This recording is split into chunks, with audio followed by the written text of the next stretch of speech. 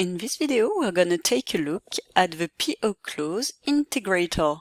Let's bring up a new sheet with this template. The Close Purchase Orders integrator has the following functionality. Close entire purchase orders and their associated lines and schedules. Close purchase order lines and their schedules. Close purchase order schedules.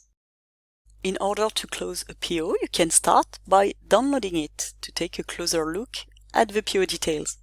We provide two download options, a download via form and a download via sheet. Download via sheet consists in entering criteria you want to download in the workbook. For instance, a list of PO numbers. Columns that can be used as filters are indicated with an arrow, row number 8. You can use one or multiple criteria to download existing purchase orders from your Oracle instance. Then highlight your list of criteria and choose Download via Sheet. Then you have a few options to enter the information. You can type the data in. You can bring up a user form from the main ribbon. Here you will see all the close actions available. You can also put a close reason. Finally, you can use the default values row to accelerate the data entry. For instance, if you want to close entire POs, mostly you can put close as a default value and then override with a different close action for certain POs if you like. If you put an upload action only at the header level, it will close the entire PO.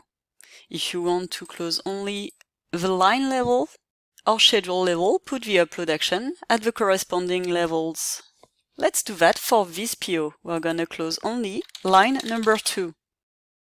Of course, if there was only one line on this PO and you put the upload action for this only line, it will close the entire PO. When your dataset is ready, you can then upload either a selection or all rows on this sheet. The module will only process the POs with an upload action. It will start with validation and then upload only valid records using Oracle REST services. We can see the feedback on the corresponding section. In here, we have closed the entire PO, so it shows the accepted status at the header level, and for this PO, it shows the accepted status at the line level. Let's download these 3 POs again and see the result. These 2 POs have been closed entirely, and the third PO is still open because we closed only one line, line number 2. Thanks for watching this demo video on how to close purchase orders.